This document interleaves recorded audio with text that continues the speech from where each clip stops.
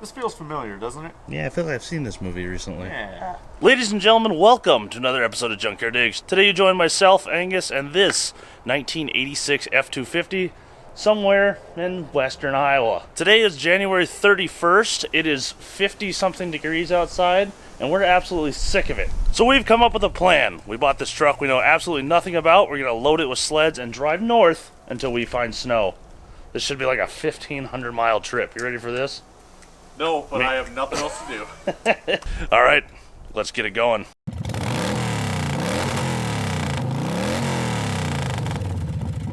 Before we get into this, let's pump the brakes and explain exactly why we're about to do what we are about to do. If you guys are from Iowa, you're all too familiar with the fact that for the last 2 years, we haven't had anything for snow. And if you guys are familiar with the channel, you'll know we love riding vintage snowmobiles. You'll also know that we recently took a trip all the way up into Wisconsin where we bought this clapped out 74 Highboy, loaded it with snowmobiles, and drove even further north, but still didn't find any snow to ride on. However, at one point in the video, I did ask if anyone has any old Merc snowmobiles to let me know because I've been looking for one, and sure enough, after the video went out, someone emailed me saying their dad had 3 old Merc sleds he'd like to get rid of, but they were all the way over in Detroit. Now, some people may look at that as a deal breaker, but Angus and I looked at this as an opportunity. We could drive straight to Detroit and pick up 3 old sleds full of possums, or we could buy an old truck, fill it with snowmobiles, and drive the long way through the UP where there's definitely snow and we can finally get to ride our old sleds. And that is exactly what we decided to do. All right, Jeff, what the heck do we have going on here? This is my 1984 Ford. I bought it, my first pickup, when I was 14. I'm 21 now. Oh man, you're making me feel bad about buying this. It's fine.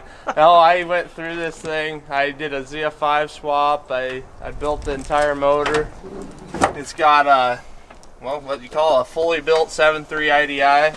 It's a 64 millimeter bullseye turbo, 150 cc pump, injection pump, stage 1 injectors, stage 1 cam, bored out 40 over, and air dog fuel pump. She smokes quite a bit.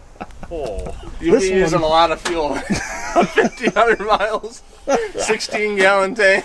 Oh god, we got to stop so much. I like how he waited to tell us that until after you gave him the money. He's got 2. Oh my god. yeah, we're not burning gasoline on this trip. For once, instead of the truck being completely clapped out, we thought, hey, let's just take a diesel into the Great White North. That'll do great. These were great in the cold, right? Just a bunch of diesel additives and we'll be good. Well, you want to get in there and turn the key, light her off for us? That'd be you. Yeah, I can do that. I'm not doing it. It's immediately... I'm afraid of this thing already. Diesels are scary.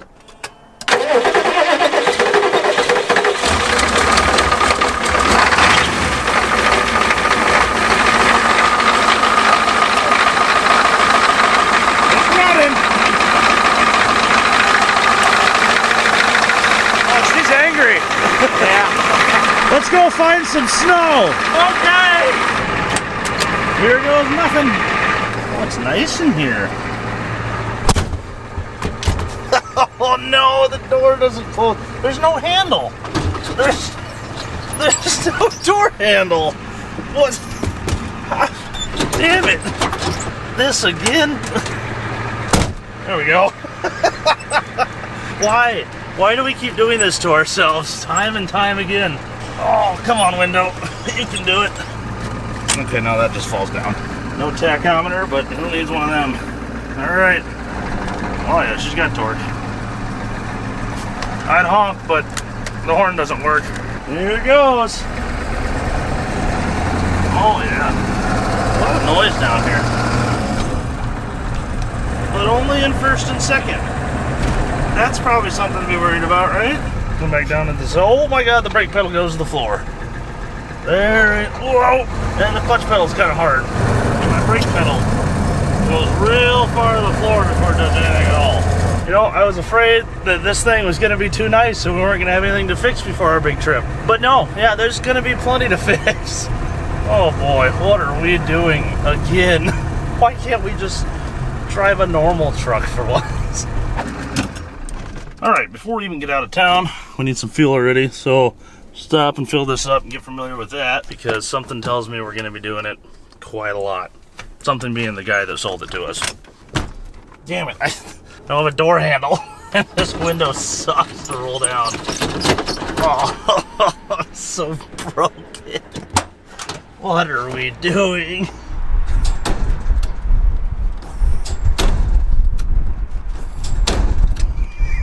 Get a look at this thing. What did we just buy? Oh, the rear bumper's nice. The biggest thing I've ever seen. With an ag hitch. Check that out. Yeah, it said it was an old farm truck. I'd believe it. Our tailgate's falling off and apart. She's got a couple dents, a bit of rust. But, what do you expect from an old Iowa farm truck, right? Not a built 7.3. That's not what I was expecting. All right, we got the front tank full, so that's good enough. Let's get this show on the road, get this back to the shop, do some work to it, and get it ready for a 1,500-mile round trip. I'm trying to find my seatbelt before we hit the road here. I can't find it, but I did find the door handle. I don't think I have a seatbelt, much like I don't have a hooked up transfer case. All right. Right to life. All right, you old girl, onto the highway. There's third. Oh yeah, she chooches. And overdrive. Oh, thank God it's quiet in overdrive. Away we go. Starting the trip off at 19,548 miles. We got a 2.5-hour drive home. Let's get her back to the shop, fix some things, and get ready for our big-ass trip all the way to the UP of Michigan. I'm so excited to get on some sleds finally. This winter has sucked. All right, done about 5-6 miles now. All 5s across the board. Thing drives pretty nice.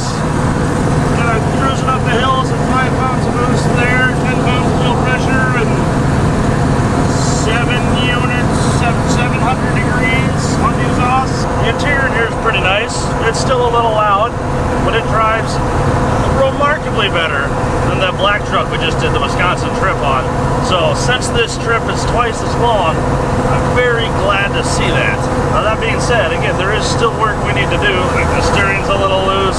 There's something loud on the floor. The drive shaft, I've noticed, is sitting in the back for the 4-wheel drive, so none of that's hooked up. We have an exhaust leak I was told about that we need to fix. And, well, I still don't have a door handle once again. So there is a few things we need to fix, but this old 1984 is pretty damn good. I like this thing. In other news, we've done 40 miles and things have been phenomenal. I got my foot down, we're doing 70, and just cruising right along, burning fuel and turning tires. Just keep her going. Seeing that things were going pretty well, I put the hammer down as we made our way back home. It is until the truck started making some thunking noises. I'm not sure if you guys can hear it. When I decel, I'm getting a hell of a thunk, thunk, thunk, thunk, thunk on the bottom of my floor here. Something's flapping around down there. I had Angus drive beside us, and he said it looked like maybe the hub was engaged, so I don't know. Let's check that. This one's set to free. This one's also set to free. You said you saw him spinning though? Yeah. When I decel, something goes bang, bang, bang, bang, bang, bang, bang. It would feel like the front U-joints and drive shaft flapped around, but that's in the bed. Yeah, that's it's back in the back. Yeah, I don't know what that would be. These are very much still engaged. Are they? Yes, they are. They're also slightly loose, but I wonder if they broke like the other truck. yeah, I wonder too. We might have to actually fix it this time. Nah, maybe next time. That's something else. On the flip side, I don't see anything else that's, egregiously broken. So That's good. let's start. All right, well, back on the road. Yeah, back on the road. All right. I think we're gonna have a little front end work to do on this thing.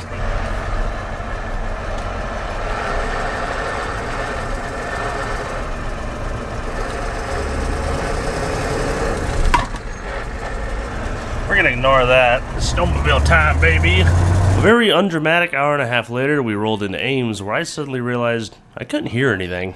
This thing's very loud. It's not exactly all tire noise, and not really engine noise. It's kind of like bearing noise. You kind of hear this low, rumbly growl. I think that's our front end. I know one of our hubs is engaged, and there's a loud clunk and thunk and bang of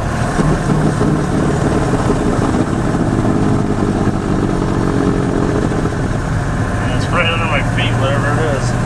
Something's loose.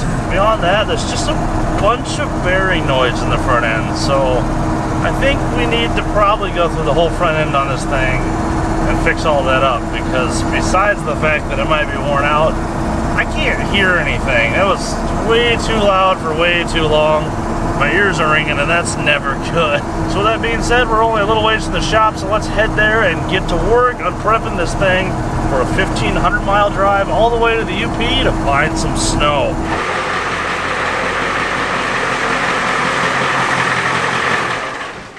Alrighty, it is Monday. Angus and I are hoping to leave for this big snowmobile extravaganza by Wednesday. If you guys are good at math, you already figured out that that's like 2 days from now, and this thing needs a ton of work. So it is time to dive into this and figure out all the weird noises and smells and vibrations that it has going on, and try to get this sucker ready for a 1,600 mile round trip. Now, with that being said, there's a few things we need to prioritize. The tires kind of suck.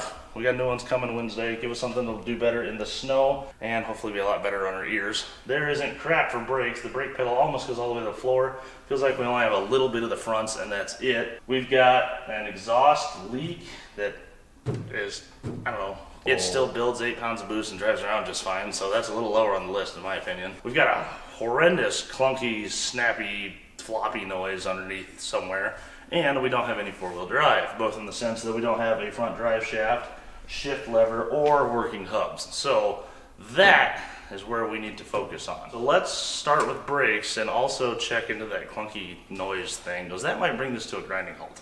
Ready to begin. All right, visual inspection time. First things we're noticing, that air filter, that looks like what we use on the shop vac. We got the classic IDI leak from the fill tube. Injector return lines are usually also known to leak. These ones look okay. Huh. Still fluid in the front and rear. Do we just see if these need bled? I'm down to try. All the lines look fine. All the hoses look good. The calipers look good. The wheel, who cares? Yeah, I say we just try to bleed the brakes, see what they do. Yeah, then we'll know. Yeah. Okay, welcome to underneath the truck. I'm bleeding the rears. Damn it. Slippery, tiny little bastards. Yeah, get in there, world's smallest wrench. God bless it. No! Everything's fine. I'm fine. I'm just having a panic attack. Go ahead, go down, Angus. Down.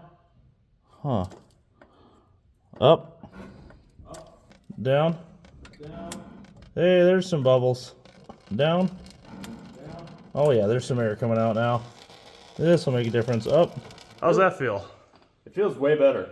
Hell yeah. Yeah, I've got some serious pedal feel now for the rears. Sweet. Oh, that'd be so nice to be able to just bleed these. As it turns out, for once we got lucky and our brakes did bleed up and seemed to function perfectly. With the fluid topped off, I decided to crawl back under the truck and see what other stuff needed attention from below. Here's our Air Dog fuel pump the guy mentioned.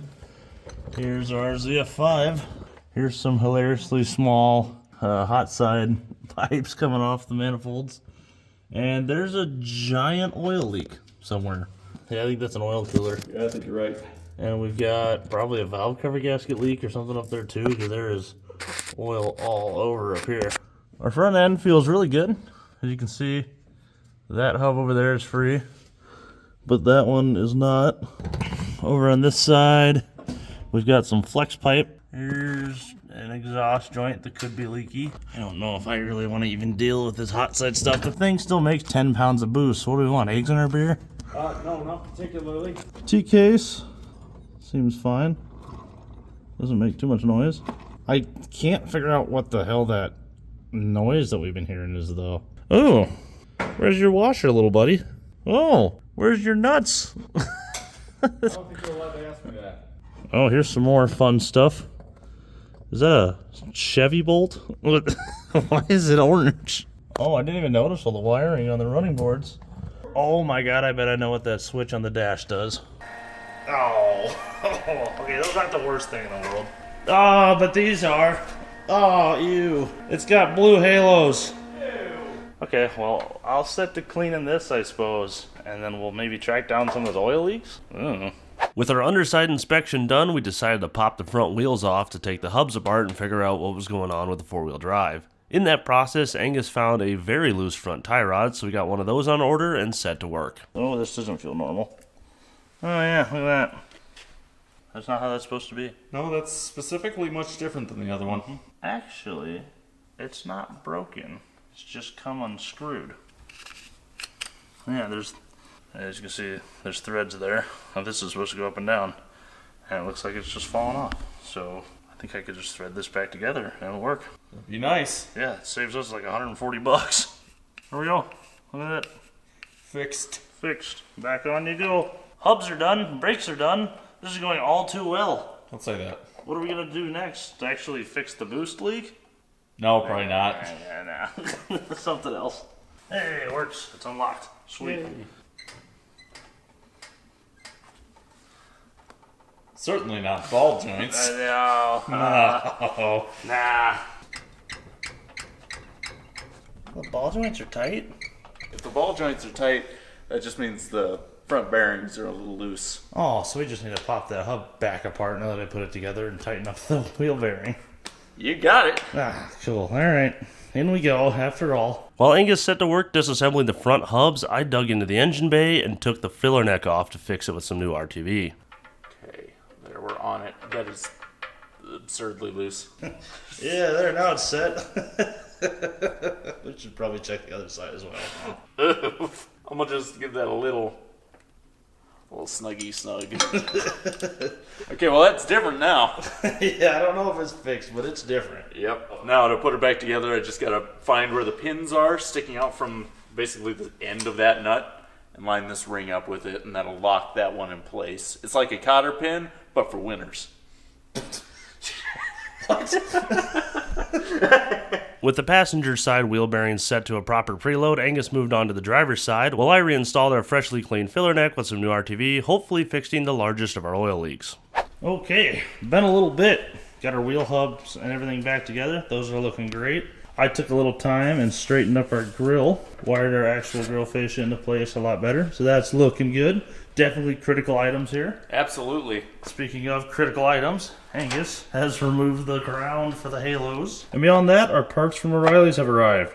Got a U-joint to put in that front drive shaft so we can put that back in. And most importantly, a driver's door handle. That's the most important thing. It is. I'm not doing that for 2 trips in a row.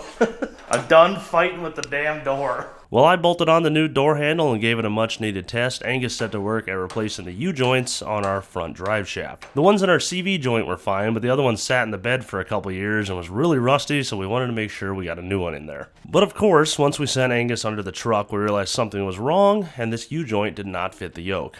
Alright, so the problem we ran into was the U-joint that we installed was a standard 1330 series U-joint. That means it has like a 3 5/8 inch cross-sectional width, and the bearing caps themselves measure, I think it's 1.062 inches in diameter. When we went to install that U-joint in the drive shaft on the truck, we found that the bearing caps were actually loose in the yoke on the front axle.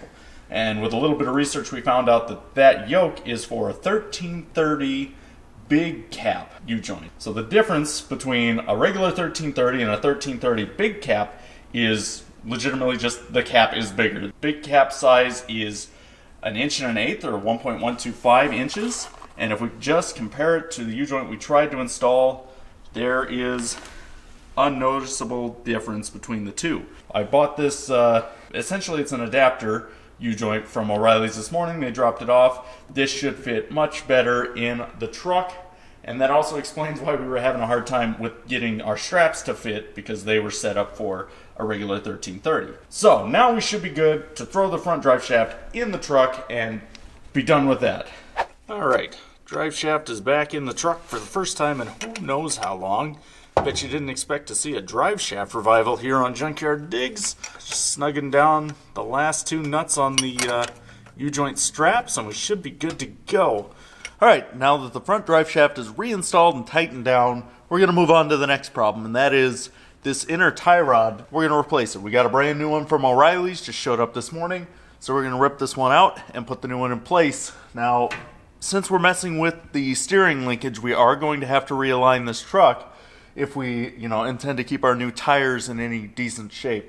I've got my cotter pin out of the castle nut on this end of the tie rod. I'm going to back this castle nut off until there's only a few threads left in it that will just catch the tie rod once I bust it loose from its tapered seat. This is greasy. This whole truck's really greasy. Nobody should be surprised. I'm not surprised. Alright, pickle fork, engage. Do the thing. Yay! See, that's all it takes. With that joint undone, we can go ahead and loosen up our adjusting sleeve. And that should just be this 5/8 bolt on this side. It should just be this 9/16 bolt on this side.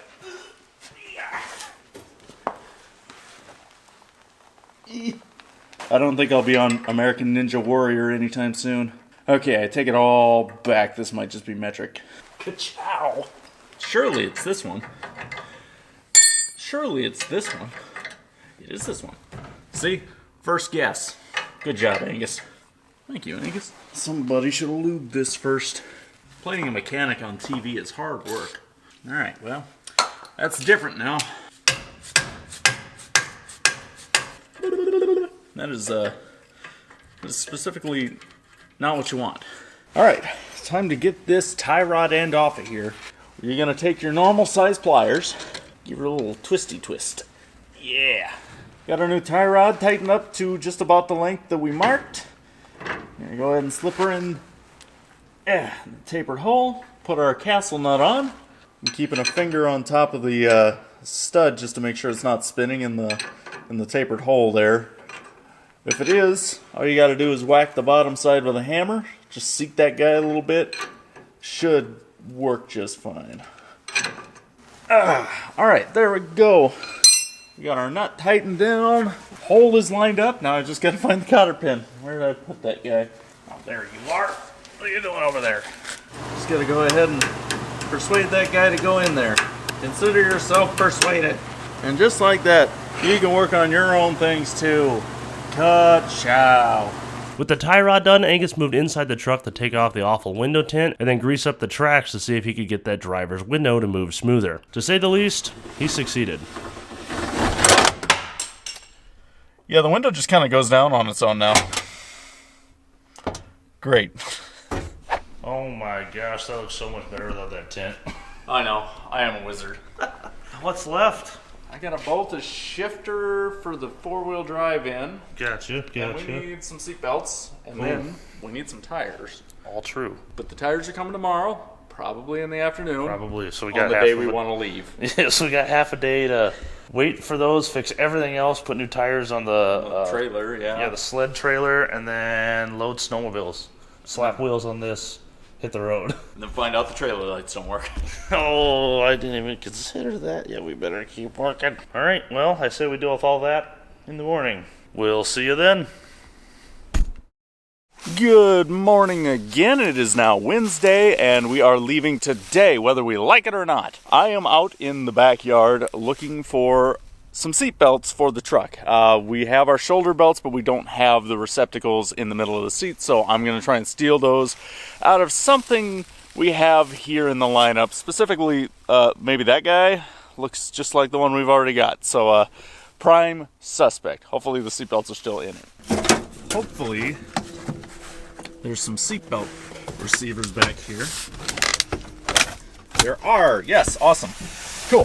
So we need these. They are petrified. Oh my goodness. And they probably stink. All right, let me grab the ratchet and let's get those guys pulled out of here. All right, seat is forward. That was more of a chore than I'd care to admit. Seat belts. A starter. Oh. All right, cool. There is the bolt that we need, and it's full of dirt. Thankfully, I found this screwdriver on the floor, so we can clean that out, give us a good bite with the impact, because I don't want to be in here long enough to, contract whatever hepatitis these mice might have had. Prepare for great success or great failure. Victory! Yes! All right, here we are. We're back in the shop. I've got the seat belts on the tailgate here, and we're going to do a little bit of cleaning on these because I don't know if you noticed, but the interior of that other truck, kind of gross. Yes. Yes, problem.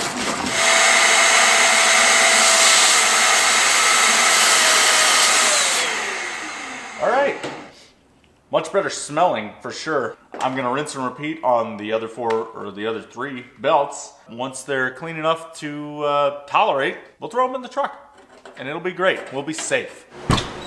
Surprise! Guess what came in? Circles! Circles are here in the nick of time. For once, the gods of fortuitous timing were looking down upon us and smiling because the tires all showed up, one of which didn't even exist as far as FedEx was concerned, and our extra voltage regulators for the snowmobile and everything else showed up all at once. That's fantastic. I know. So, here's these. I gotta go register everything. I'll be back. Have fun! While the frozen rain started to come down outside, Angus and I set to work on the tires, eager to get this thing on the road and get out of here before this sudden ice storm hit central Iowa. If we weren't rushed before, we were now really racing the clock and time was running out fast. Unfortunately, when it came time to seat our new tires on these exceedingly wide rims, we had a ton of trouble, and it took us about 2 hours to get everything done, but eventually they were all mounted and balanced and ready to go on the truck. Definitely not the last thing the truck needs before we go, but more so the last thing we have time for.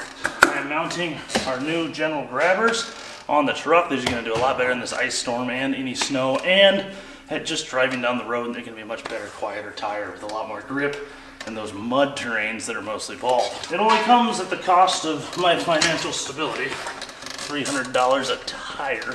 Big tire things, right? That's right. Check out how expensive it is. Yeah. How awful they are to balance. Uh-huh. How hard they are to mount. Yup. All I'm doing this thing is put new trailer tires on the snowmobile trailer because we don't want a repeat of the repoo. Alright, tires are on. Let's drop this thing on the ground, torque those down. I guess we do have to mildly align our front end with a tape measure, and then we are out of here. Ready to begin. One last step. There we go. Not dealing with the cops in Wisconsin this time. She's full legal. Ready to get out of here? Yeah. It's as good as we're gonna get it, huh? We sure couldn't do anything more. Nope, I can't think of a single item. Alright, let's look into the trailer and go.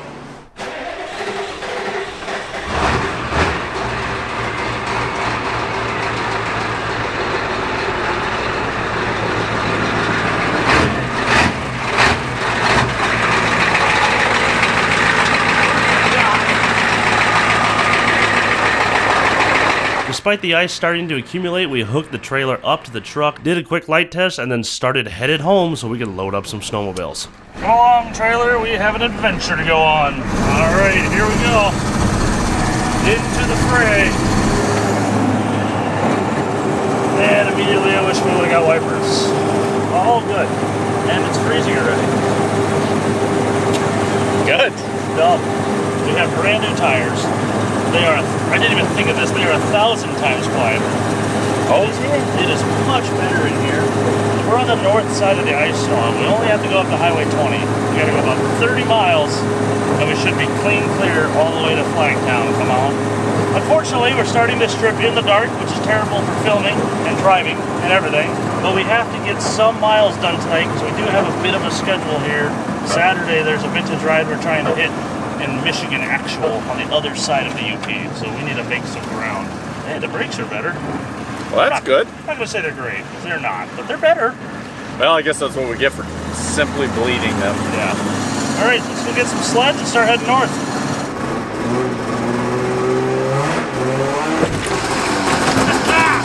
Here we go, snowmobiling! Hell yeah!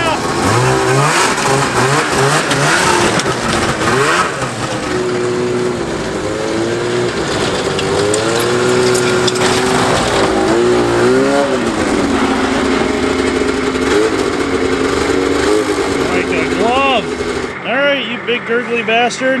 Let's ride off into the night. Here we go. The last little bit of daylight. We're super late in the middle of the storm at this point for sure, but we're finally all loaded up and ready to roll. 5 hours this should take? Probably 7. Yeah, we're gonna get there at like midnight. With everything packed, we finally hit the road and started headed north. Oh shit, Angus, we have to do an emergency stop. What did we forget? We forgot the Junkyard Digs sticker. Oh my god. We could die at any moment. All right, next time we're putting that on. All right, quick stop to make a couple repairs here. Definitely a random location. Definitely not the shop. because we forgot pretty much everything but the snowmobiles, so we've had to go back like 3 times. Anyway, this orange wire was hanging down here. That's the dimmer for these super bright pod lights, so that's better now. Something else that's bugging me, this guy, he just flaps around, does whatever he wants. So I need to zip tie him up out of the way because he's super annoying when I'm trying to hit the high-low beam. And speaking of high-low beam, our headlights sucked, so I re-aimed those. That's a lot better. Did you fix anything? Just my attitude. I was hopeful. Now I am in despair. Oh, Junkyard Digs sticker. Glove box. And, ooh, hey, there's some new ones in there. Ooh, I do like stickers. Yes, that's the one right there. Yeah, it's definitely going to need some of these on the back. Haha, that's right. We got new stickers on the website. Go check them out. I don't know if it's fixed, but it's different. It's not fixed. It's different. And, of course, have a beer about it. So go check those out, junkyarddigs.com.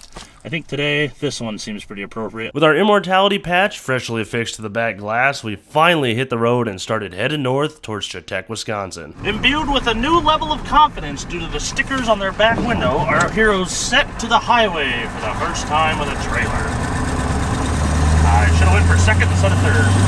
Whatever, there we go. I think we can do 65 just fine. All right, onward into the darkness.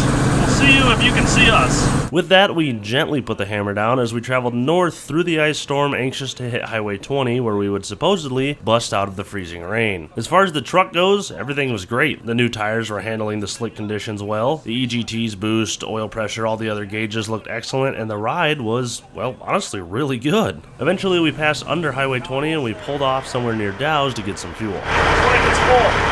All right, back to the interstate.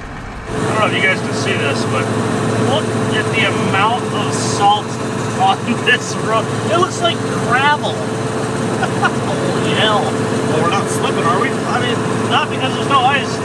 More so because we're driving on rocks. Stop blowing holes in my ship. Despite what the weatherman said, even though we'd crossed Highway 20 as we continued north, the freezing rain just kept coming down. Eventually, we got to the Clear Lake Mason City exit and pulled off to hit the last O'Reilly's that was open for the night so that we could get some wipers and washer fluid for the truck. All right, that should be incredibly better.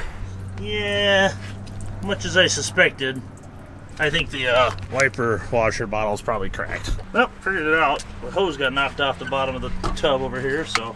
Don't mind me, I'm legitimately sliding away from you every time I take. There we go. The ice ending at Highway 20 doesn't seem to be accurate at all, huh? There's no rain or anything on the radar, but there's rain and shit where we're going, so apparently this gets worse. Oh well, back on the road. Away we go. Despite now having wipers and washer fluid, once we crossed into Minnesota, the temperature dropped and we started having some real visibility issues. As you can see, we're icing up pretty good. It's funny, we tried to drive north to get out of the ice storm and actually found where it apparently is. Yeah, we're the best weathermen. Eventually we pulled off to chip the ice off the windshield and then got back on the interstate as we made our way into the Twin Cities. From here we established a pretty good routine. We'd scrape the ice off, drive a little ways, scrape the ice off, get fuel, drive until we couldn't see, scrape the ice off, drive another 30 minutes, scrape the ice off, drive a little more, scrape the ice off, get fuel, drive until we couldn't see, scrape the ice off, until finally we were far enough into Wisconsin that the ice storm turned to snow and we were able to keep driving. Man, it's been a little while since we've done this, huh? Yeah. Ladies and gentlemen, welcome to Chautauqua. Oh, not that one. That's just the fire sign. Yeah, I forgot that's the only one that's like lit up and we can see it. Yeah, the big dark one. Yeah, there it goes. A few more nondescript off-camera turns and we'll be at the cabin. Good job, you old turd. Didn't really miss a beat. We've been in here for 8 hours and I'm really not that uncomfortable. How about you? The seat's fine. Yeah. The company.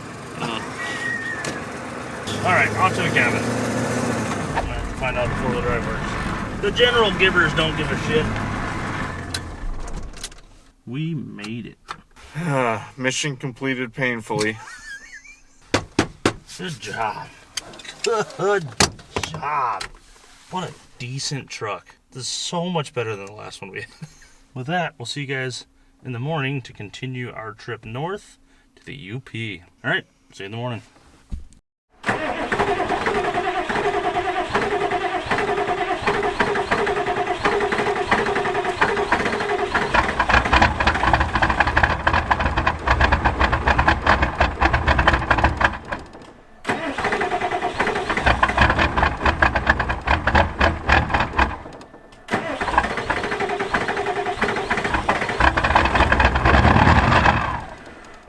she's ornery this morning.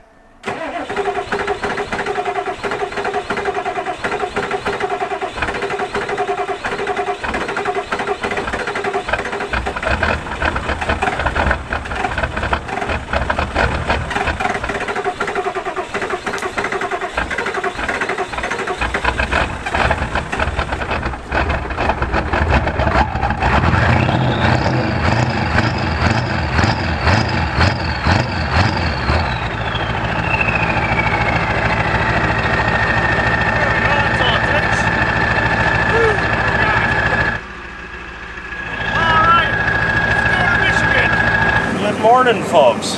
Join us as we make our way across Chetek. We're going to grab some breakfast, and then we are headed north, aiming towards, I don't know, someone said Gogebic. Gogebic! We're going to Gogebic! Yeah, go Gogebic, go. I was told that's good riding up there. There's some trails, there's some bars, all sorts of fun stuff. So we got this sucker lit off, and we're ready to head north. You know, it's funny, we were talking about, man, I should go out and start the truck. And then we were like, why? What is it going to do? It's not going to come up the temperature. What we should have done, as Angus pointed out, was went out and plugged it in.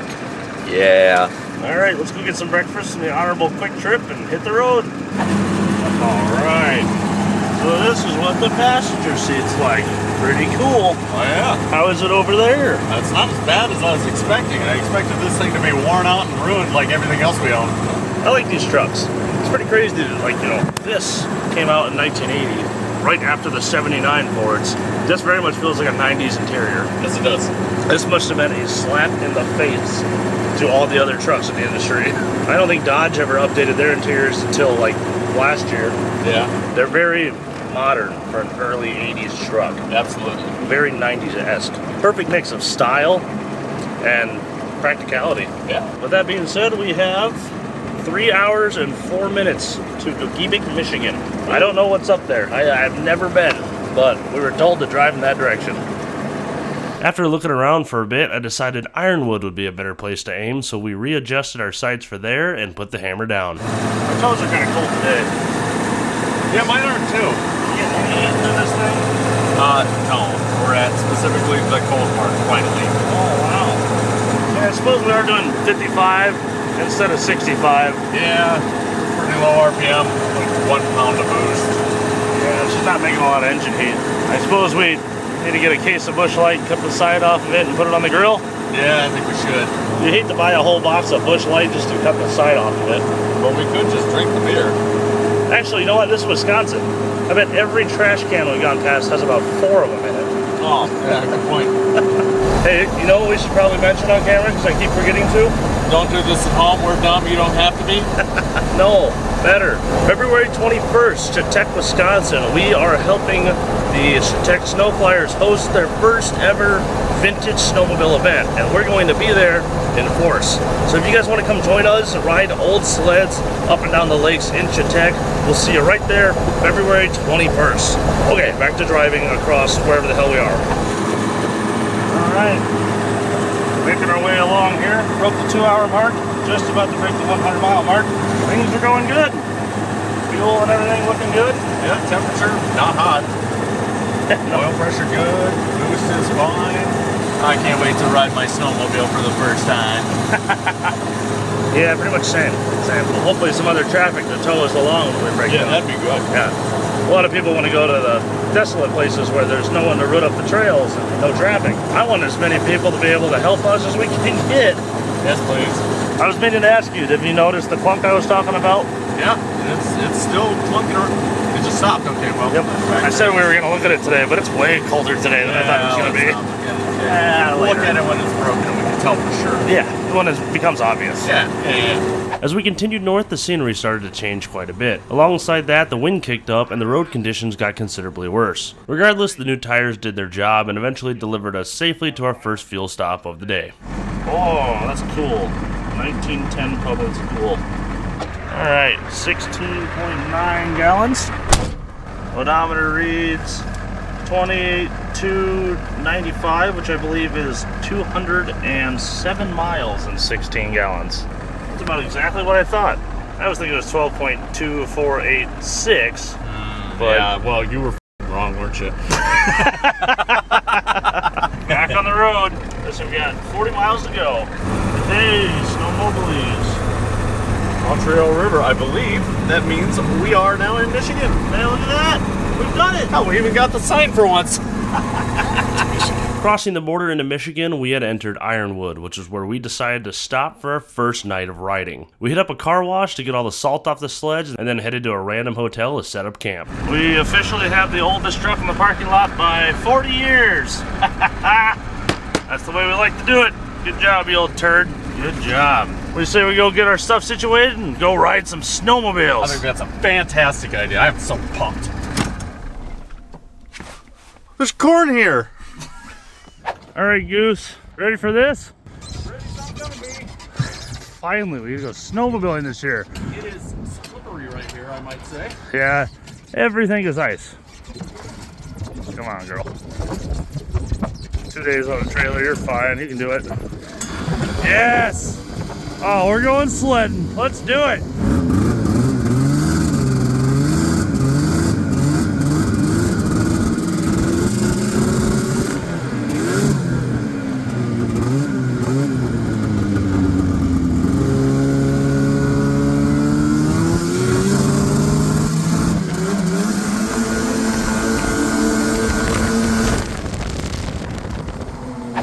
Well, that didn't last very long.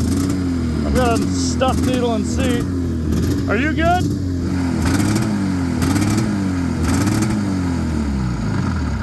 What the hell?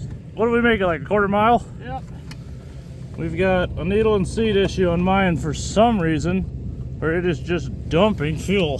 Hopefully get this airbox here off and pop that bowl apart and rebuild that in the parking lot at 10 degrees out. Hell yeah. Vintage sleds. Hey. Check this out.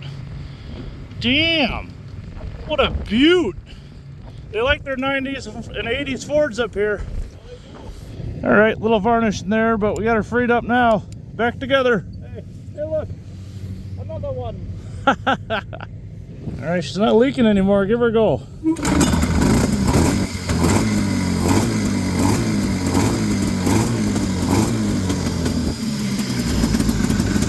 There we go. There's the sled I built. All right, back on the trail.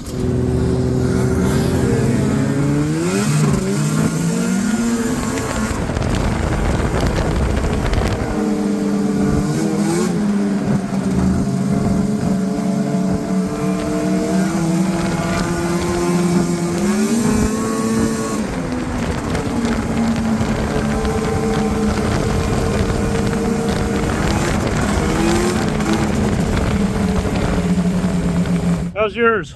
That idle's a little high. It might run and lean. Idling high. So this one started getting boggy again.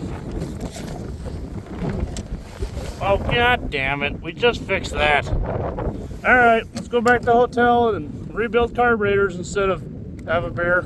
Damn it, these things were perfect. Okay, welcome to the hotel room. Carburetor's back off. This is not the first time I've rebuilt something in the hotel room, but first time in the sink. I'm going to close that before I drop all the screws and stuff into the sink. Needle and seat stuck, or full of something. Years ago, Angus and I had a snowmobile that the fuel inlet fell off, so we threw a new one in there in like 5 minutes with some electrical tape to make a grommet so that we could just ride it outside a little bit. And when we put it in, we put a new just piece of hose as a pickup. And we had it pointing down, and it picked up a bunch of varnish and shit off the bottom of the tank. It would run for like 30 seconds perfect, and then it would just completely clog up and be junk. So we turned that to pull fuel an inch up, and then it was just fine. I've never had any problems with this sled despite not driving it much, but apparently we picked up some varnish or some dirt. There's some shit in here. I don't know. Something is holding our needle and seat open. Yeah. Alright, well I'm going to clean this with what very limited tools I have, which is this and that bar of soap. And then we'll try this again. Wish me luck. Alright, I think I'm onto something here. Got her figured out. Noticed a bunch of particulate and stuff coming out of this vent where it was draining all the extra fuel out. And I cleaned out the needle and seat. And now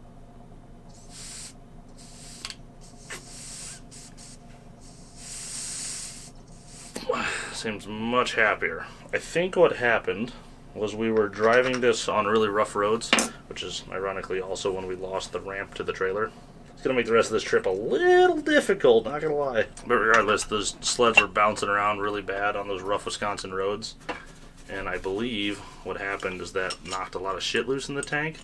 And all that pretty much immediately dumped into here when I fired up the motor because it's pulling from the bottom. There's supposed to be a filter in that tank, but I don't know, it's probably fallen off by now. Now, to fix this, I'm going to do what I forgot to do, but brought the stuff to do, and told myself to remember to do, and that is put a fuel filter on this before the carburetor. I put 4 of them in the truck, so we had extras anticipating stuff like this, hose clamps, all of it sitting there. I just completely forgot to put them on. So with that, let's go get this in place, put fuel filters on both sleds, and then try this again. Really hoping this fixes it. All right, here we go, Goose.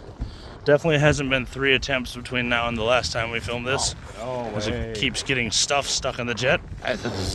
Let's see if this fixes it. I found one last big chunk in the needle. All right, she's on there, but there's one more thing we're gonna do to really change it up this time. Sticker time. New sticker time. Because I don't know if this is fixed, but I do know it's different. Very different. Okay, moment of truth. It's like 8:30 at night at this point. I refuse to give up. I just want to ride my snowmobile. Oh, come on.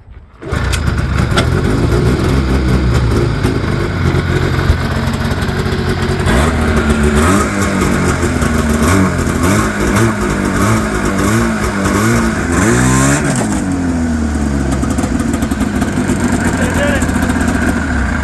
Let's look. Does it flood? Can't help but notice it's completely bone dry. Hell yes. All right. All day, we finally got all that shit out of the fuel system. Put an airbox on it, hit the trail? Absolutely. Let's do it.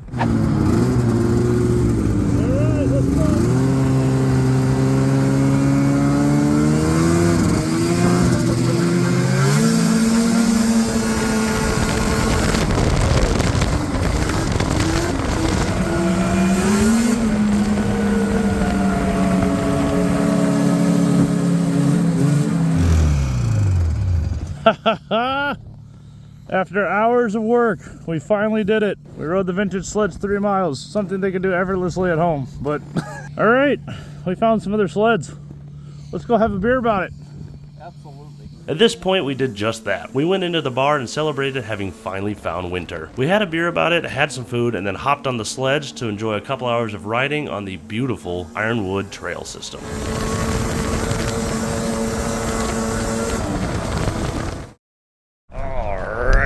Here we go again. Good morning, Mr. Goose. Good morning. How are you? Good. It's still cold out here, and there's still snow out here, and I am so pumped. Hell yeah. So yeah, that was a resounding success. We probably put, what, 30 miles on yesterday? Oh, yeah.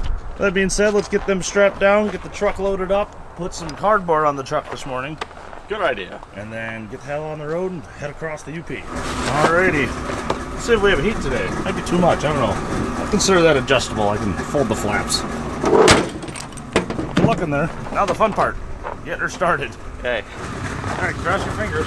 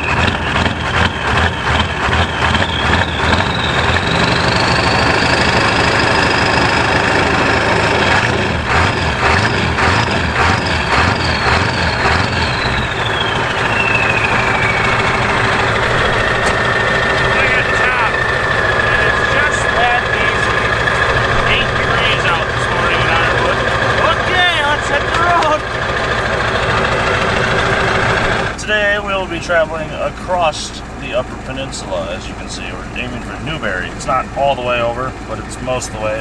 And I hear that's a good spot to ride, so like hopefully we can get there at 2 o'clock ride and then go a little further if we need. 4 hours and 15 minutes, 246 miles. Way she goes. The roads are a lot better today. I'd love to see that. The temp gauge has moved the tiniest amount already. So, you know, with most of the radiator blocked off, I imagine it makes a difference, but I just don't know. You know, check it out, there's a mountain. It must be the Iron Mountain there. Hear that? Yeah. That's a wheel bearing. Pretty sure it's our front left. Oh. Quiet. Loud. Quiet. Loud. So our front left wheel bearing's unhappy, but I think it has been for the whole trip. So I'm sure it'll warm up and clearance will be fine. Yeah, I'll tell you what, it's pretty up here. That sure is. Unfortunately, we're not going to go all the way north to the UP because this wheel bearing is getting a little rattly. So we're going to take the south route through Iron River and all that because there's an O'Reilly's down there. We can stop and get the bearing to at least have with us for when it, you know, explodes on the side of the road. In other news, our temp is all the way up to the end. Wow, it's like a distant, false sense of heat coming out of the dash. All right, an hour to O'Reilly's. We continued on across the frozen north with the truck making all sorts of weird noises that we weren't too worried about. That is, until one of them went away. Well, color me confused. Been driving along about 37 miles from Iron River, and suddenly our wheel bearing noise has got back to normal. Instead of being able to turn left and right and load that bearing and make it louder, it's just kind of that constant bad bearing noise in the front end that we've had from the beginning. I don't know. Maybe they're both bad now. Probably. Yeah, this bearing seems to be back to normal, which is still bad, but I mean, we drove this far, right? Yeah. We should definitely still go to this O'Reilly's and get all the parts. Yeah, that for sure. We should do that. Angus brought up a great point, though. I think we know why this acted so weird. I think it was just cold. It was so cold. Yesterday we must have had it warm enough that the grease was flowing around ever since we left home. I parked it overnight and it got cold and coagulated, like away from the bearing. And then this morning, when we leave at 8 degrees, no grease in the bearing. Nope. It has no reason to go there. It's frozen. It doesn't want to get out of bed. However, after, I don't know, what, 30 miles, that bearing must have finally got hot enough from being so bad that it re-greased itself, and now it's back to normal. I don't know, it's driven this far. I bet it'll make it all the way to Detroit where we can do it in a heated garage. Yeah. Anyway, 30 miles to O'Reilly's. With the wheel bearing being back to quietly broken, we put the hammer down towards O'Reilly's along some really straight and really bumpy roads. Good God! Hang on, brother! Just coming apart! Take me now, Lord! No, wait. Take me first. This is like riding an Exciter. Oh my God, is it ever? It might be smoother on the Exciters. 10 miles left. Okay, welcome to Iron River O'Reilly's. We're going to go grab bearings so we have all this stuff to do it, and then we're not going to do it. For some reason, these now sound better than they ever have on the whole trip. All right, got all our bearings and stuff? Yep. Sweet. I think I need to take a moment to really just show you guys, now that the sun's out, how dirty this thing is after this trip. Look at the amount of buildup on this poor truck. You know what? If we got a sponge, we could easily make this a two-tone. You're right. Just wipe it all off above the trim line. Like, you don't actually know that that's a red truck. Look at the amount of ice buildup from the very first day we were driving up in the dark. 3/4 of an inch of ice. Look at that protective gel coat we've acquired. Back on the road? Back on the road. Let's do it. Oh, I have some news, by the way. It's actually fastest to still go up along that north shore. Well, okay. You're convinced? Yeah, I'm convinced. This out here is pretty enough. Imagine what happens when you get up there. Let's go find out. With spare parts in hand, we set off for the north shores of the UP, winding ourselves through one small town after another. They really built this thing on a hill, huh? It sure did. Hey, you see that hill? Put a town there. Yeah, that won't be inconvenient. There's a cow on top of that building. Real peaceful when you put it in neutral and just coast. Oh, it's so quiet here. Like, just... You're gonna love it. But you can't always have that. Into the boost. We have 175 miles to go. For the next 50 or 60 miles, we puttered right along, enjoying the beautiful views of the Upper Peninsula until it was time for fuel. Alright. Yeah, I'd say that's full. Oh. I have to wash the windows while I'm here. Never mind. I guess they'll just have to stay dirty. Okay, back on the road. Huh, I guess filling her all the way up the filler neck is the trick. You get it all the way up to full. 125 miles worth to go. How's the pizza? It's okay. Thank you, Circle K. Oh, I get it. Circle K spells okay. Yeah, that's what I was going for. Yeah. With the truck full of diesel and Angus full of pizza, we put the hammer down and made good time towards the North Shore on the Great Lakes. Despite all odds, the F250 has carried us all the way to the base, the center of Lake Superior. You know, I expected there to be a lot of lake effect snow here, but Ironwood had more. All right, we've got an hour and a half left to go to Newberry's, where we're headed for the evening. I've heard there's good snowmobile stuff there, so that's where we're going. Hammer down. Hey, I think we found the snow. I don't think we were on the right side of the lake for all the snow effect before. No, I don't think so. I don't think our exciters will do this snow. I don't think they would either. It is feet deep. Holy shit. I haven't seen snow like this since I was a kid. Damn government. Where the hell are we, Angus? Michigan. God damn it. We're in Muncie. Oh, hey, look, a sign that says Muncie. Okay, well, this is Muncie. They have a lighthouse and a lot of snow. I figured out where all our damn snow is. They took it. Give it back. You have to share. As we left Muncie and headed towards Newberry, we started to notice a few things. There were more snowmobiles than ever. In fact, every truck we saw either had one in the back or was pulling a trailer. Beyond that, we also noticed this was the straightest piece of road I'd ever seen in my life. I can see the curvature of the earth on this road. You know, for all the terrible noises this truck makes down low, it loves doing 70. And 6 pounds of boost, only 800 on the EGT, with an exhaust leak even. And we are just singing down the road in this old IDI. This thing is pretty damn decent. I really can't complain at all. I can. You want me to start now? As the snow started coming down, we wrapped up the drive for day 3 and pulled into our hotel. Once again, the old F250 has successfully... Whoops. Yep, no, I blew it up. Ignoring that. The truck has successfully delivered us all the way across Michigan to a hotel for the night. Shh. I'm talking good about you. Be quiet. Let's go get ourselves a hotel room, unload the sleds, and go ride. Cross your fingers. I really hope it goes better this time. Oh, man. Well, we're out here. Trails are a little rough.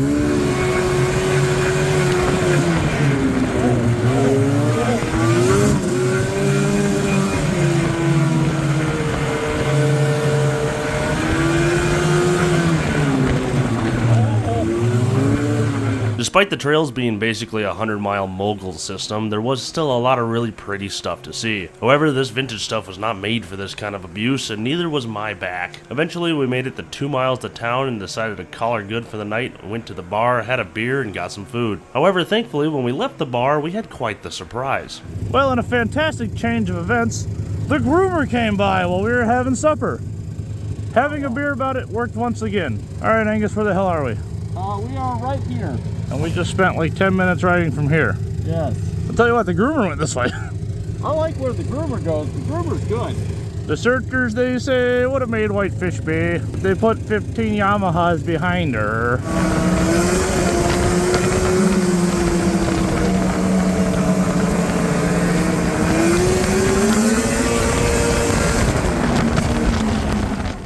What a beautiful time. Yeah, no kidding. Got to ride about, I don't know, what do you think, 20 miles? 20 miles. That's pretty good. It was probably... It was probably 5. It was probably 5 or less. I don't know, dude. I was hitting top scores on my Speedo on the way here. Well, that wraps up another successful night of trail riding on the Exciters. Let's go to bed. I agree.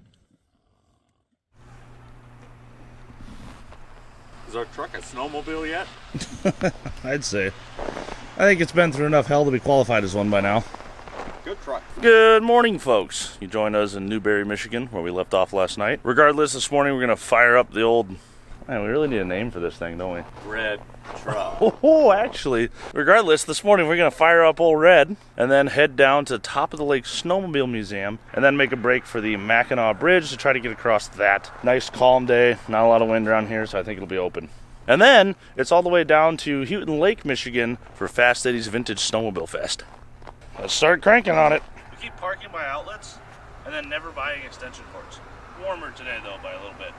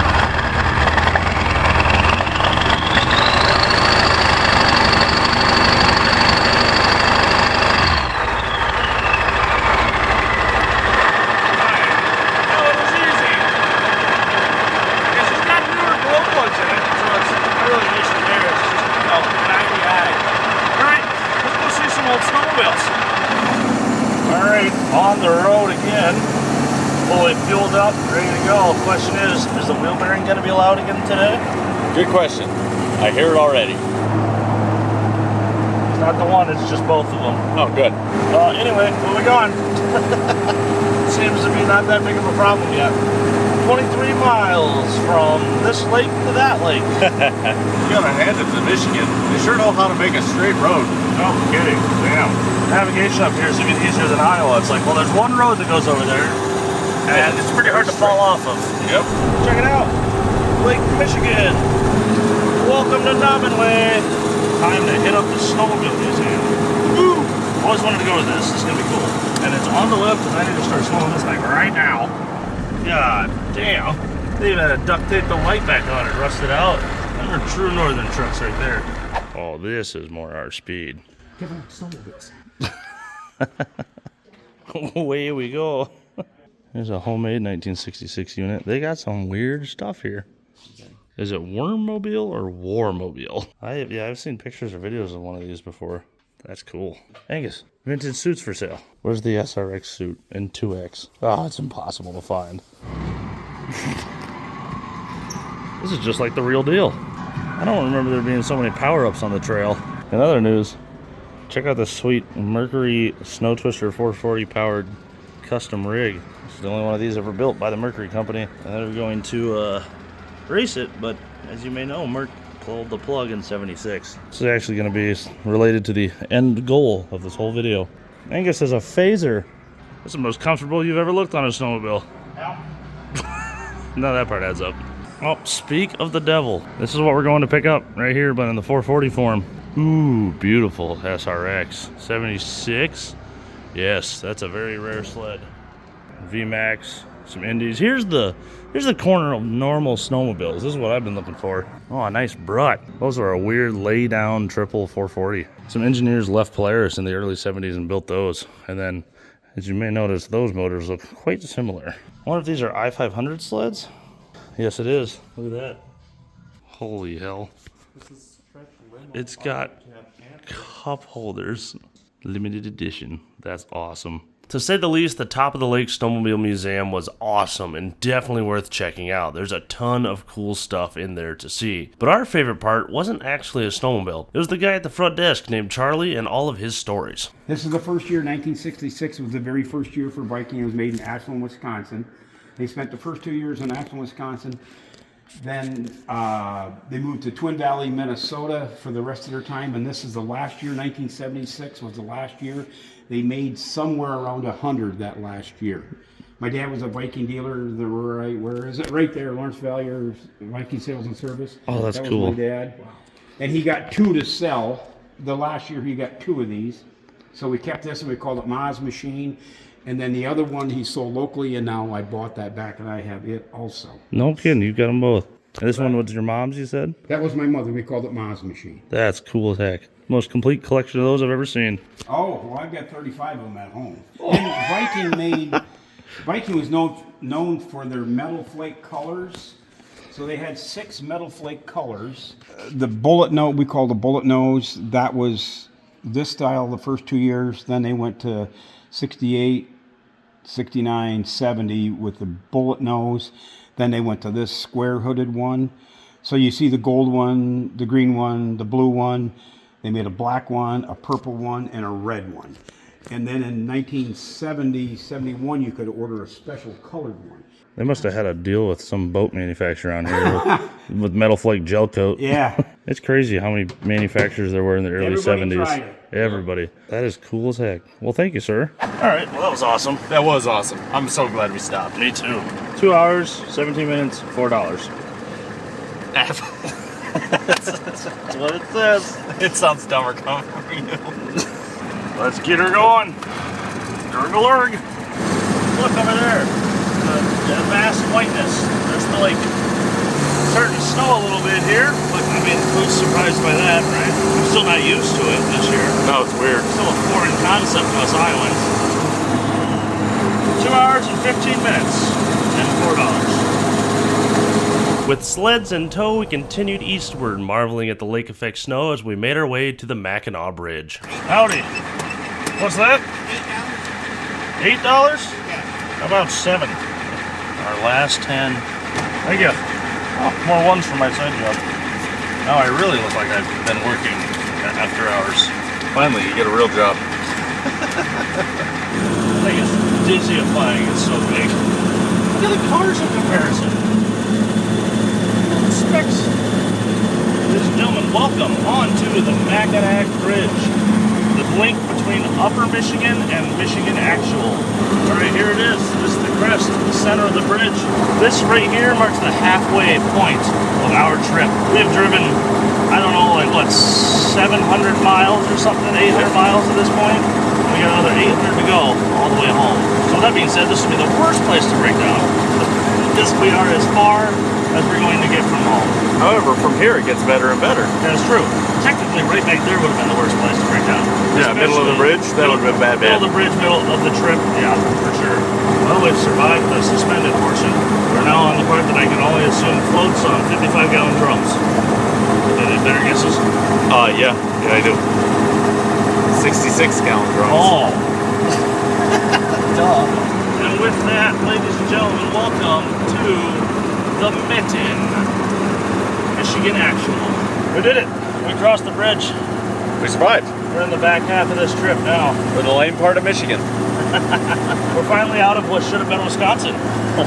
You're a brave man. We'll be long out of here by the time they hear this clip. We got 1.5 hours, 111 miles to go. Let's do it. Speed limit 75. Heck yeah. We'll try. Let that old girl sing.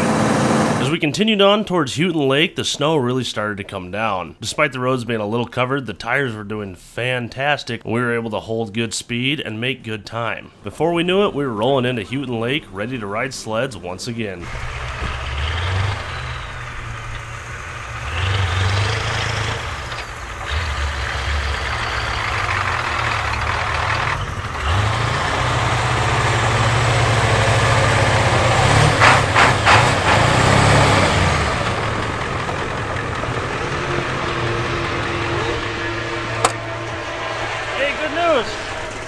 Four-wheel drive works. Nice. Also, someone left a cloud over there.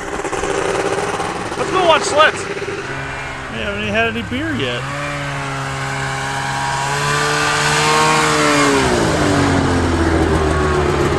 Delivery. The seat's a little slippery. Oh yeah, you don't have the backing on this one. Yeah, I like put my knee up on the seat to just, ride it around, and I hit a tiny little bump, and all of a sudden I was on the ground. I was like, this is Hey, your the pants worst. are clean now, though. They are polished clean now. That's a sick suit, dude. I know. You get it off Marketplace for way too much money. All right, should we go watch some racing? Hell yeah.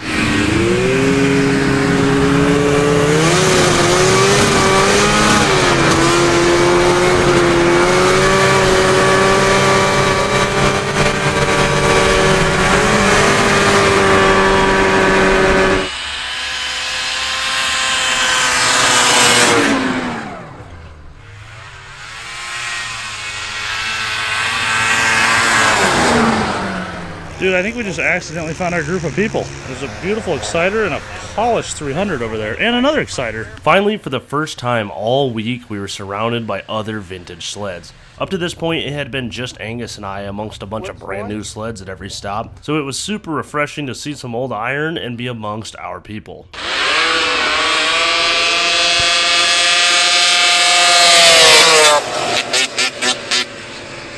Holy hell.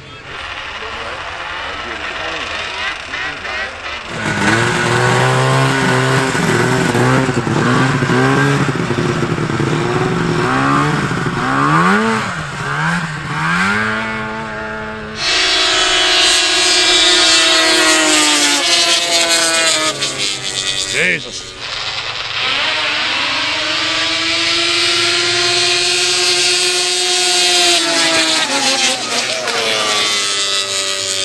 After watching the races, enjoying all the old sleds coming and going, and of course checking out the vintage show, it was eventually finally time to load back onto the trailer and go find ourselves a hotel for the night, as we were planning on finally staying put and riding all day the next day.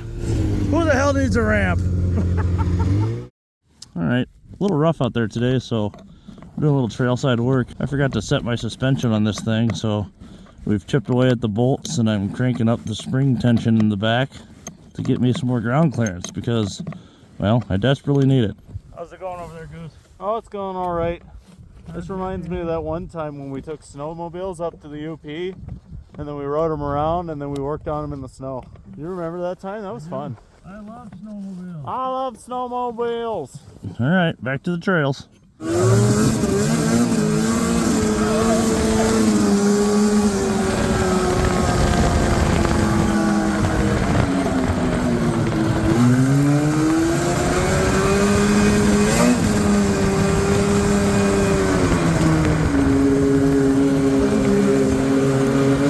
Man, there's some beautiful trails out here. Yes, they are. This is probably the prettiest riding I've ever done.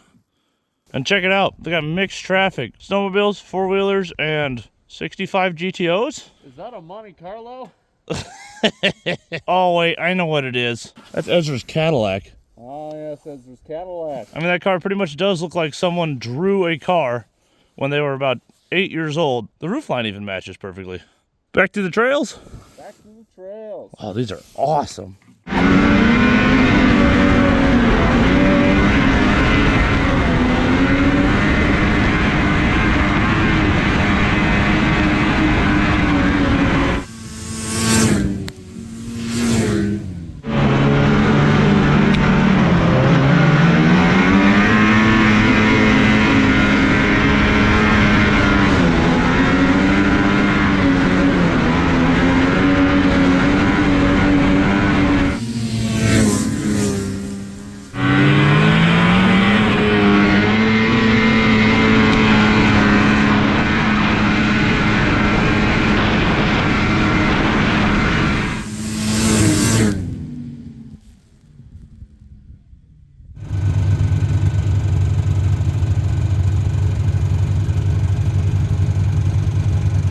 Dude, check it out. We stopped at exactly 5,000 kilometers.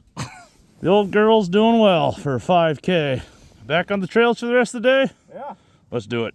Now at this point, I wish I could say two things. I wish I could say that A, we finished this whole trip with two perfectly running and driving sleds, and B, I wish GoPros were worth spending a single dollar on instead of being the biggest pieces of shit you could possibly buy. I intentionally avoid these because they're trash, and I had no choice but to use one today, and sure enough, once again, it corrupted all the files. So all we have is audio, but here's what happened.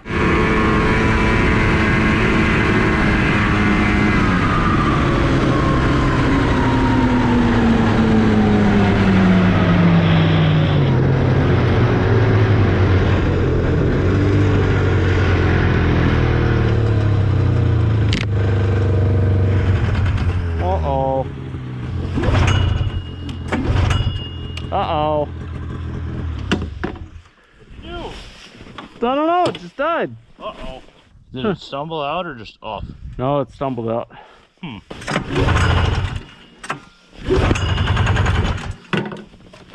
Do it again. Let's weird. It's running on one cylinder. Man, these have been so good all weekend. And now that you have a GoPro on your head, we're having all sorts of problems. At least we caught it all on camera. Yeah. Well, that's not what you want to see. No, not generally. Is that metal? I think so. You might have lost the crank seal and melted a piston. Potentially. Yeah, that's metal all the way up the electrode. Don't know what to tell you. The piston still looks good. Well, let's put a plug in it and limp her home. Yeah. They did really good all week. If we finally have a problem because of something we never replaced that we should have, Yeah. that's Okay. hard to complain. We're specifically as far away from the truck as we can get. Yep. Good luck, Mr. Goose. Oh hell, he'll be fine. Might not even have to pull it. Despite being down a whole cylinder, Angus's sled was still running and apparently hauling ass. It took me about 5 minutes to catch up to him, and when I finally did, we were pretty much out of the trail system already. We had about 7 miles to go back to the truck, and that included a lot of deep powder on the lake. This was going to be one hell of a push for a hurt motor. Fortunately though, we did have one thing going for us. These were Yamahas, and they don't give a shit.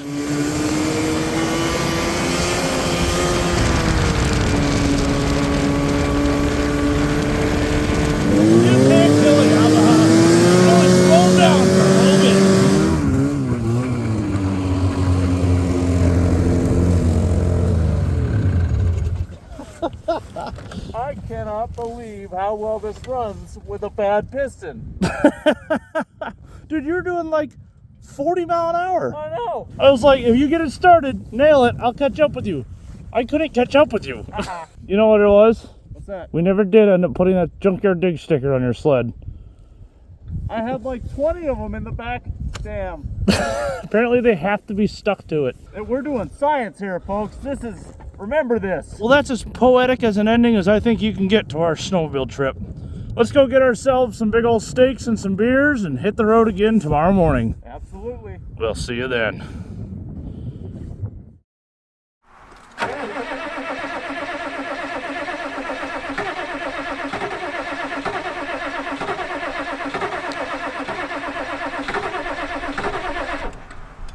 Oh boy.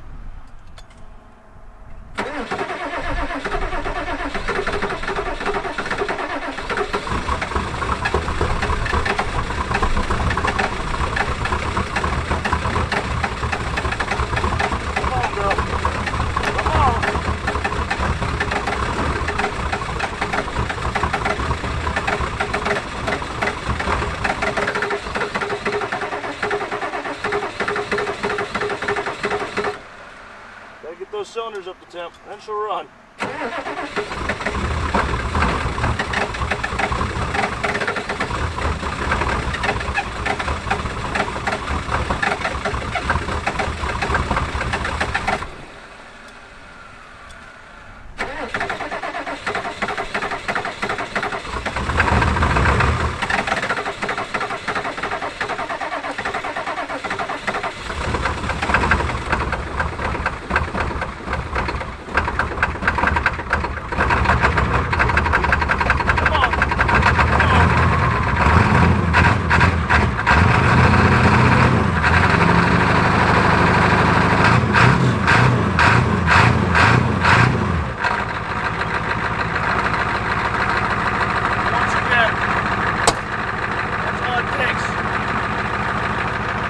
Load the sleds, head to Detroit? Absolutely. Let's do it. All right, here we are on the road again. We should all be so afraid. We're currently heading to Orion Lake. Yes. Angus found a phaser down there he wants to pick up, and we got room for a couple extra sleds on the trailer.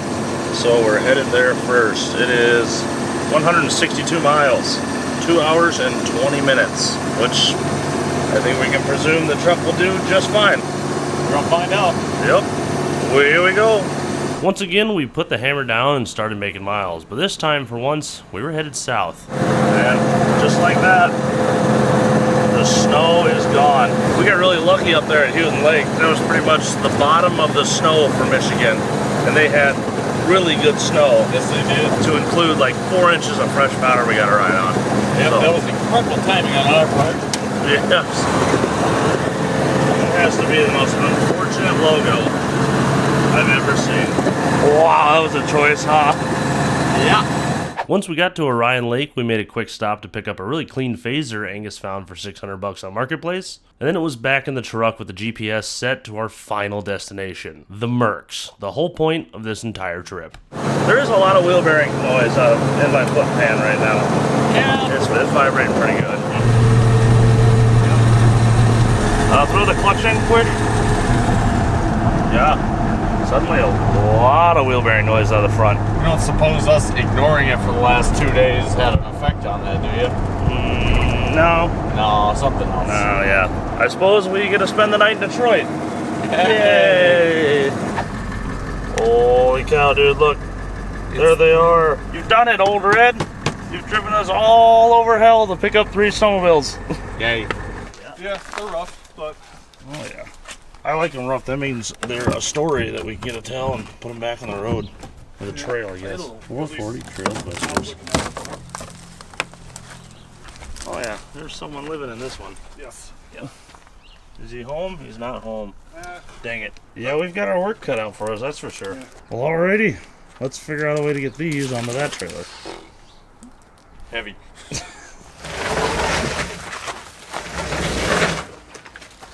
Day 3 of lifting snowmobiles.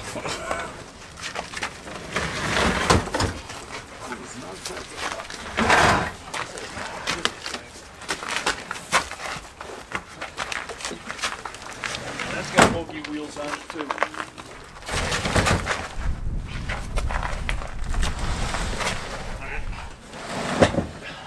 There we go. We've done it. Ride snowmobiles and pick up Mercuries. Well, sir, thank you very much. Thank you. It's great meeting you. Thank you for your service. Thank you, sir. Got these. Oh, we got paperwork as well. Yeah, I was out before you were born. Back on the road? Yep, back on the road. All right. We are all loaded up, strapped down, and ready to go. We have 43 minutes to go to Zach's house so that we can do a little maintenance on this thing, check wheel bearings, check oil, do all that. And then drive all the way home to Iowa. Yay! Let's see how this sucker does with a full load behind it. 6 snowmobiles. Yeehaw. Oh yeah, look at. Oh yeah. It's that same bearing's making noise again. Okay, yep. Let's go get that sucker replaced. I just realized how much we stick out like a sore thumb right now. Because we're so handsome? No. We're in a bright red 80s Ford, absolutely covered in salt, driving through Detroit with just a pile of vintage snowmobiles behind us. Look at this thing trailing us. A fleet 3 wide. We are incognito. Yeah. Oh, check it out. My favorite. Stop and go traffic. Not a great time to discover this, but I think there's a bunch of air in our brakes again. They kind of suck. Fun stuff. Thank God it's a manual. It's a shame that it, makes terrible, terrible noises with the engine brake, though. It's good stuff. Alrighty, here we are. We've arrived at Zach's garage. Okay, let's drop the trailer, get this thing inside, and do some brake work. Oh, a heated space to work. It's just melting all over the floor. Whoops. Oh no, our grill ice. Oh yeah. Oh, no. Oh, the Ford emblem's the last thing that's left. Here for your new fridge. Yay. Put that in the beer fridge. Beautiful. I'll go deliver it right now in there. Perfect. Alrighty. Let's see what we're up against. Oh, dude, look at the hub. What touched here? Oh, it's just the backer. It's the dust shit, yeah. The little silencing shield thing. Well, we Okay. can deal with that when we take the caliper off. That's what the squeak we heard was. Huh. Amongst all the other hundreds of noises this truck makes. Yeah, okay. Well, let's pull the caliper, pull our hub, take everything apart, and put new bearings in it. Alright, caliper's off. Let's see if we have any wheel bearing noise. Oh, yeah. Uh-huh. Definitely heard quieter ones. So I've got our passenger side hub, our locking hub off, and our little repair seems to have not worked quite the way we hoped. Oh, it exploded. It kind of exploded. I think we hyperextended that gear when we engaged it, and then when we tried to disengage it this morning, it got caught up in a weird way, and now it's like rolled over like a bad O-ring. We can take it back apart and make it work again, but Alright, I found something somewhat definitive. As you can see, there's a line across these. And the tips, the inner tips on the side, on the bottom of your screen, have a little more wear to them. They're a little shinier, a little scratched up. That is not supposed to look like that. So these were just riding on one edge and are a little worn down on our inner bearing over here. I'm sure the outer might look the same. I haven't looked close enough yet though. Regardless, let's punch these races out, clean everything up, grease it up, and get new bearings in here. How's your side, Goose? It looks pretty okay. The bearings aren't crazy worn out, but there is a definitive chatter mark on the spindle from a bearing being loose, and I can see on the bearings of the outer, each roller has a little bit of indentations on them, means some debris was going through these. These got pretty warm. You can see, especially in my outer bearing here, that's got a lot of bronzing and a lot of damage right there. It's not supposed to be that color. This one's more the correct color on my inner. It's not as bad. But yeah, you don't want to see that bronze cardboard color coming into them. That's a sign of heat. I've got a similar situation on my inner. This guy got toasty. Oh, the grease even smells bad. Yeah, they're hot and burnt. I mean, right now I am having a flashback to pretty much immediately when we picked this up on the way home in the beginning of the video, and I was like, I feel like these have a lot of bearing noise in the front end. Nah, that's something else. All right, let's get some new ones in there.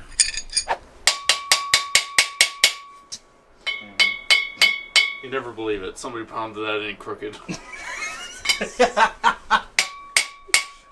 New inner bearing, new wheel seal, new grease.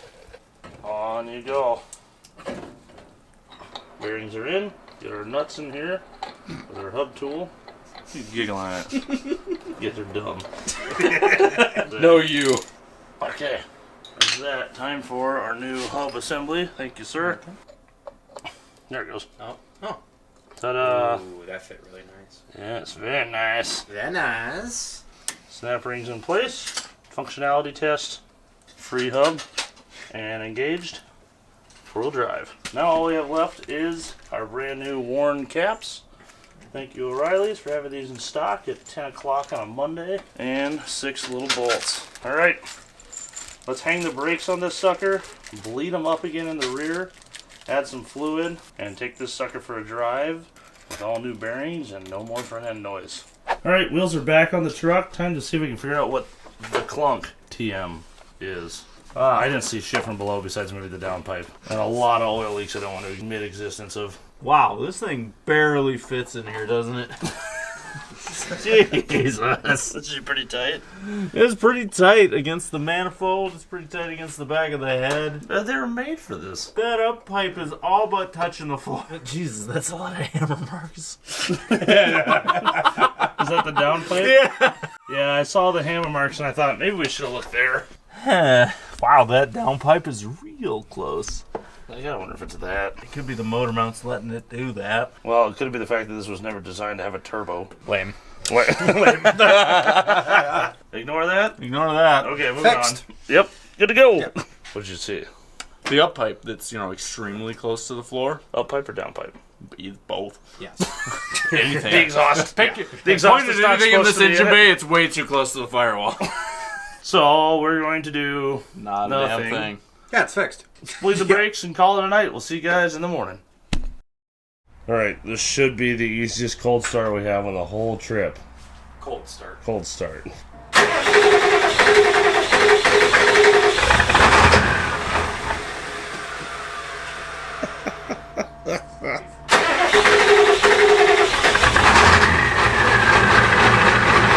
we go. 608 miles to go home. Thank you, Zach.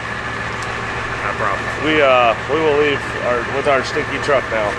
All right, let's go. All right, here we go. Bring her up to speed for the first time. See if the noise is gone.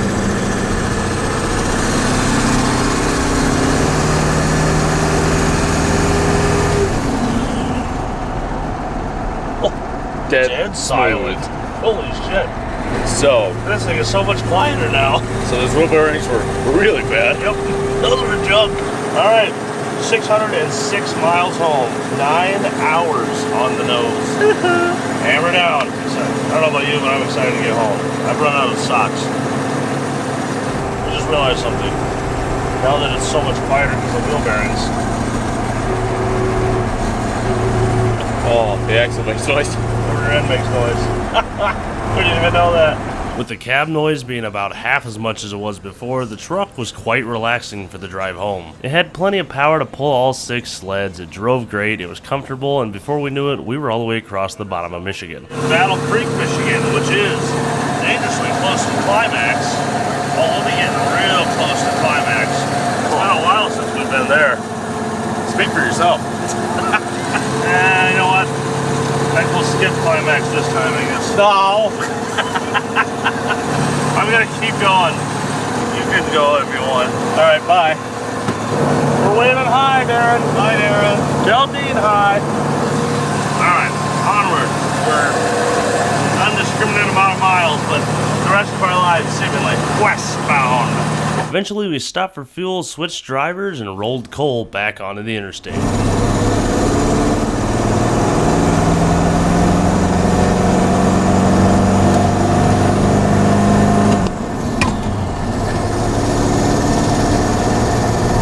Currently essentially in Kalamazoo, which if you're familiar with the channel, you know we came to this area for the Possum Man video. So even though we've been driving all morning, all we have left now is the entire trip home with the Possum Man. Oh boy. Alright, let's get this thing done. Eager to get home, Angus kept his foot in it, and pretty soon we were across the Indiana border heading towards Illinois. Making pretty good time. I agree. Our wheel bearings up front, nice and quiet, believe it or not. Our exhaust leaks Kind of sealed up. yeah, kind of sealed up with soot. They're not very loud anymore. I mean, we're pulling 6 pounds of boost just driving down the road, so I still hear a couple of them, don't get me wrong, but it's a lot better. This truck has done us very good on this trip. So far, 400 miles left. It drives great, it's comfortable, the heat works, it's been very reliable, and it's towing 6 sleds back there and not really complaining at all. We're doing 70 mile an hour down the road, and our EGTs are 850 degrees. That's insane. It's a great truck. And if you have $10,000, it can be yours. For 10 grand, I probably would sell it. Just gonna say though, Old Red's been treating us pretty well, and I really like the looks of it. This one might stay around for a little bit. Unless someone has $10,000, then yeah, twist my arm. A couple hundred drama-free miles later, and we had driven all the way across Illinois into Iowa. Coming across the border, we got to see one of my old birds and then hop on familiar roads for the final stretch home. We've done it, I think. Holy shit. Is this my house? Are we home yet? If it isn't, it is now. 1,700 billion miles later, and we're home. Alright. Shut this thing down. Man, what a trip. That was a lot of fun. It was a lot of work too. I'm very tired now. Good job, truck. Yep, the irony is not lost on me. After all that driving, we come home to snow on the ground. There you have it, folks. That's the whole story of our 1,700 plus mile adventure in this old 84 IDI with a swapped in 7.3 and a Hypermax turbo system and a ZF5 that some kid built in high school. And we proceeded to do a little maintenance on it and drive it all the way through the UP on an epic snowmobile trip, pick up some old Mercs, and travel all the way back home. This trip was an absolute blast. Me and Angus had a ton of fun. If you guys ever get a chance, get some old sleds and go up to the UP and ride some local trails up there.